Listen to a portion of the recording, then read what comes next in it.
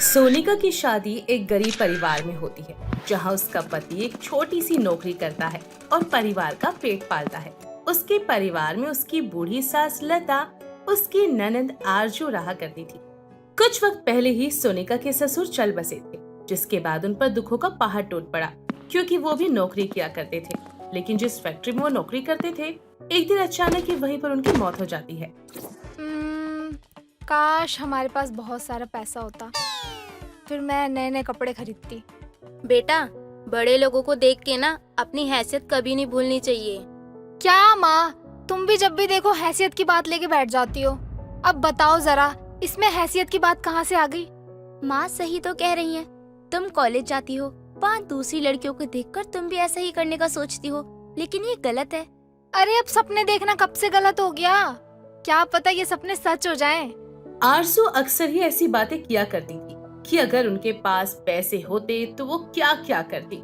लेकिन सच्चाई तो ये थी कि अंकित की कमाई में परिवार का ही पेट भर जाए वही गनीमत है। अक्सर ही सास बहू उसे समझाती, लेकिन वो कहाँ किसी की सुनती। और एक दिन की बात है। बहू, आज ना घर पे 2 मेहमान आने वाले हैं, तो तू खाने का इंतजाम कर देना। मैं अभी जाकर देखती हूँ कि मैं उनके लिए खाने में क्या बना सकती हूँ।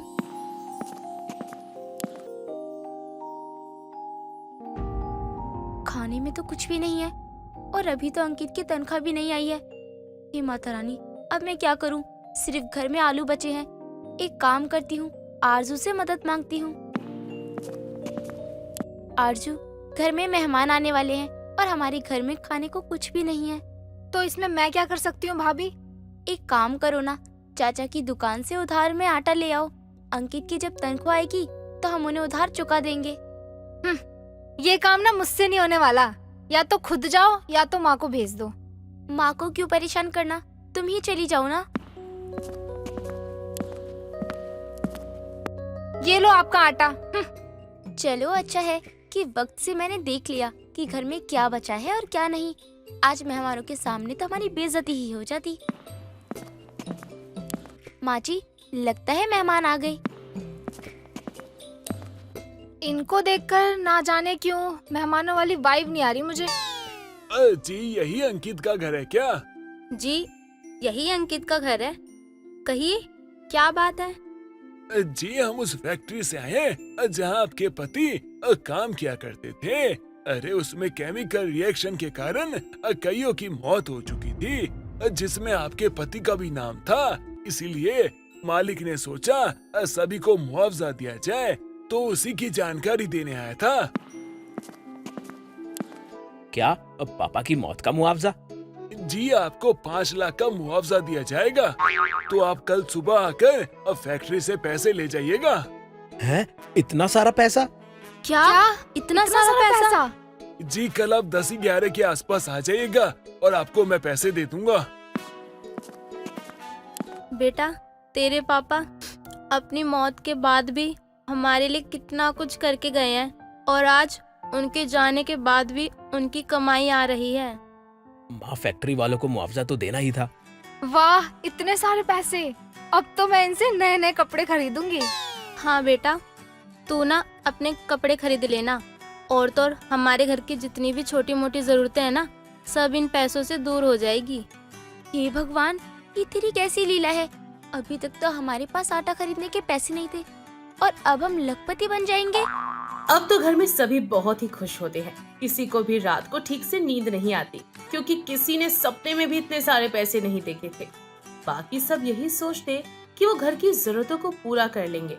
लेकिन यहाँ पर आरजू अपने कुछ अलग ही सपने सजा रही थी कि वो इन पैसों से क्या क्या करेगी। खैर, अगला दिन आता है और अंकित जाकर फैक्ट्री से अपने पिता के मुआवजे के पैसे घर ले आता है। ये लो, रखो सारा पैसा, इसे संभाल कर रखना, और सबसे पहले हम उन लोगों का उधार चुकाएंगे जिससे हमने थोड़ा बहुत कर्ज ले रखा है। सही कहते हो जी, सबसे पहले हमें यही काम करना चाहिए। उसके बाद हमारे घर में किस चीज की कमी है, हमें फिर वो काम करना चाहिए। माँ, मुझे ना कुछ पैसे चाहिए, थोड़े से पैसे देना।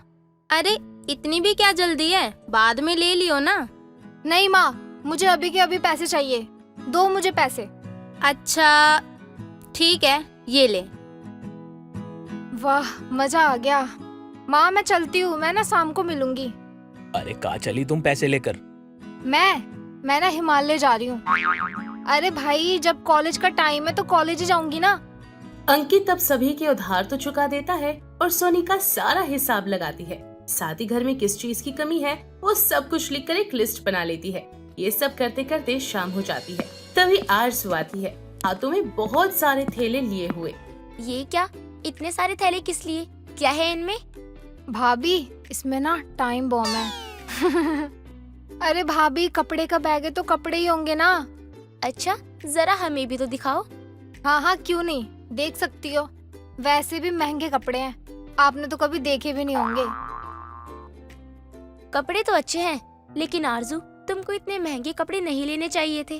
भाभी, फालतू की बात तो करो मत। जब मैं नए नए अच्छे अच्छे कपड़े पहनने के सपने देखा करती थी तब तो आप लोग मना करते थे, और अब जब मेरे सपने पूरे हो रहे हैं तो आपको मिर्ची लग रही है। बहू, कोई बात नहीं, रहने दे। और तो और, अगर इसने कपड़े खरीद भी लिए तो क्या ही हो गया। वैसे भी हमारे पास ना बहुत पैसे हैं। सबसे पहले घर की मरम्मत करवा लेता हूँ, बाकी काम तो बाद में होते रहेंगे। मैं तो कहती हूँ कि थोड़े पैसे कहीं अच्छी जगह इन्वेस्ट कर सकते हैं, ताकि कल को हमें जरूरत पड़े ना तो वो हमारे पैसे डबल हो जाए। क्या भाभी, कर दी ना आपने गरीबों वाली बात। हमारे पास ना बहुत पैसा है, पैसों की कमी थोड़ी है, और इतना सोचने की भी ना जरूरत नहीं है।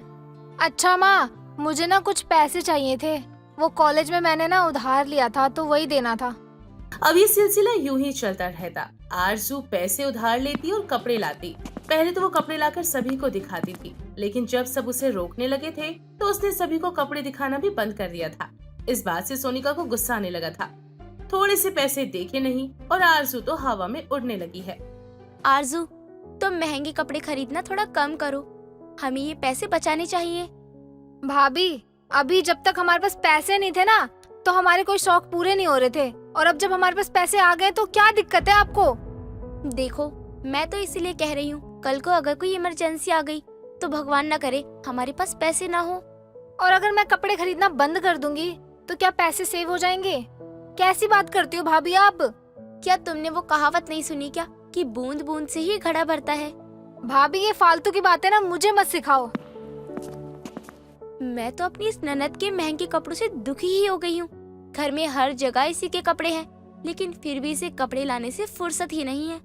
खैर, वक्त यूं ही बीतता है और धीरे धीरे करके सारा पैसा खत्म होने लगता है। लेकिन पैसा खत्म होने तक उनका घर पहले से ठीक हो जाता है। उनके घर में अब किसी चीज की कोई कमी नहीं थी।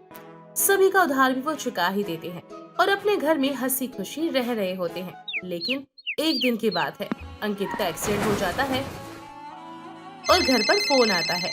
क्या अंकित के घर वालों से बात हो रही है मेरी? जी कहिए, मैं उनकी पत्नी बोल रही हूँ। आपके पति का एक्सीडेंट हो चुका है और उसे सिटी हॉस्पिटल में ले जाया गया है। भाभी, क्या हो गया? सब ठीक है ना? किसका फोन था? बहू, क्या हुआ? अंकित का फोन था क्या? अंकित का एक्सीडेंट हो गया, हॉस्पिटल में है वो। भाभी, हमें भी हॉस्पिटल चलना चाहिए। डॉक्टर, मेरे भाई को क्या हो गया? अब कैसे हैं वो? उनकी हालत ठीक तो है ना? देखिए, उनकी हालत बहुत गंभीर है। उनके सर में बहुत गहरी चोट आई है, जिसके कारण ऑपरेशन होगा और ऑपरेशन में बहुत पैसा लगेगा। एक काम कीजिए, आप जाकर काउंटर पे पैसे जमा करवाइए, उसके बाद ही हम ऑपरेशन कर पाएंगे। रिसेप्शन पर जाने के बाद उन्हें पता चला कि अंकित के ऑपरेशन के लिए तो 2 लाख रुपए चाहिए, लेकिन 2 लाख रुपए तो उनके पास थे ही नहीं, क्योंकि वो सारे पैसे तो वो खर्च कर चुके थे। कम से कम 1 लाख के तो आरज़ू अपने लिए महंगे कपड़े ही खरीद चुकी थी। काश मैंने उस दिन पैसे बर्बाद ना किए होते तो आज पैसों की कमी ना हुई होती। और अगर मेरे भाई को कुछ हो गया ना तो मैं खुद को माफ नहीं कर पाऊंगी।